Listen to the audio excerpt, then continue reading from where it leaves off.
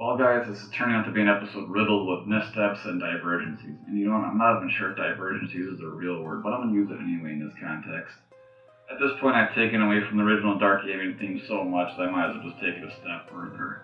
Oh yes, it's time we talk about dungeon synth music. Released earlier this year and conjured forth in the land known as Deepath, it is Infernum's debut, Livael, not to be confused with the Nazi metal band from the 90s named Infernum. This Infernum dwells from Deepath, also possibly Norway, also possibly California, and this is their debut album. Well, EP actually, but in the dungeon synth world, 12 minutes of music is like an album, I guess. I don't know how that works out. Anyway, I'm gonna start talking normal now. That's getting really hard for me.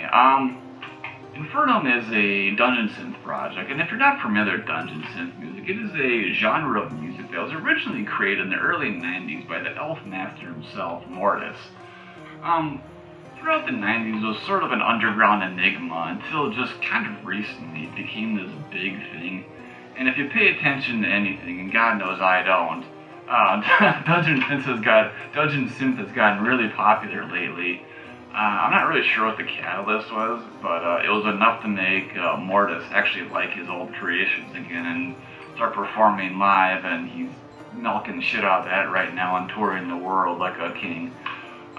Anyway, as a result of Mortis kind of reconnecting with his past, and actually admiring what he did back when he was a kid. It's inspired literally hundreds of youngsters and possibly people over the age of 22 to make dungeon synth as well.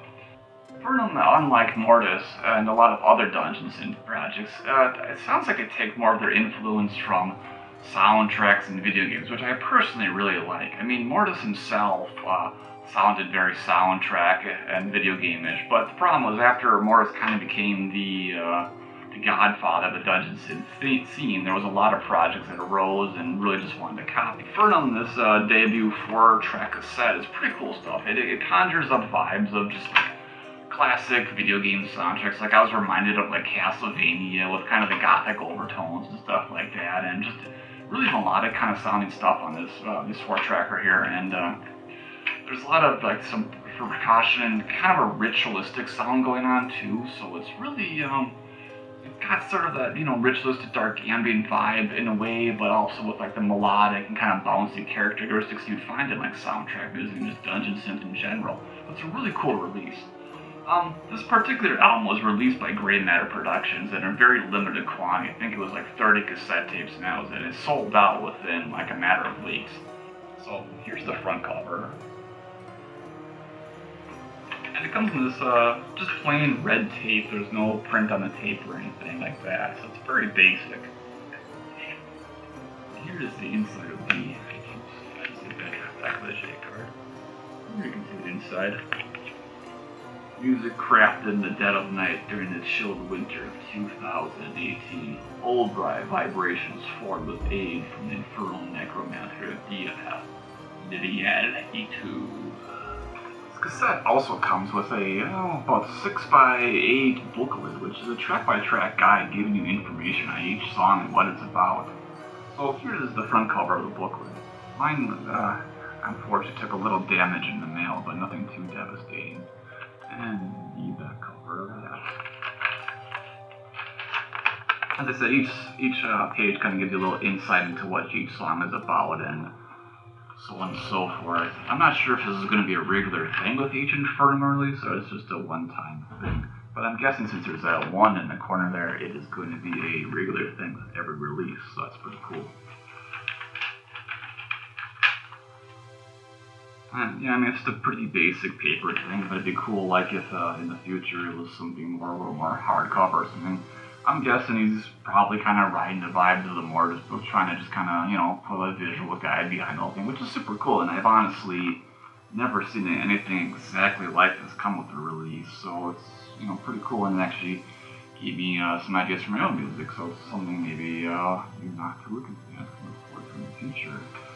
As a final thought, I'm not really a big fan of cassette tapes. I think they're kind of stupid, but I really like this music a lot, enough that I had to buy it, so I did. And I mean, the only reason I really think cassettes are stupid is because, well, unlike a lot of like people that are in their 20s now, like it's new and hip and cool and retro, but like I grew up with these stupid ass things, and I remember how stupid we were rewinding them all the time, listening to the songs I liked, and I don't know how many times my fucking stereo ate these things too. So I don't know.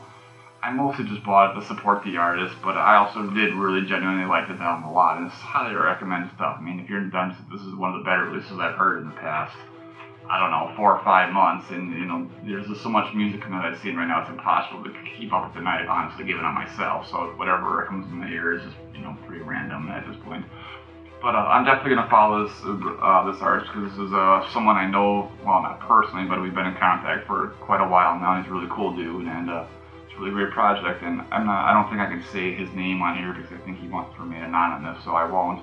But he also has a project called Secret of the Forest, which is kind of similar, more of sort of a nature-based dungeon synth project there, and he also has an experimental project too, which is really cool, worth checking out. But again, I'm not going to give too many details, because he probably doesn't want to really have the information known. I think he wants to remain this anonymous entity. So, if you are ready, go check out Infernum and enter the kingdom of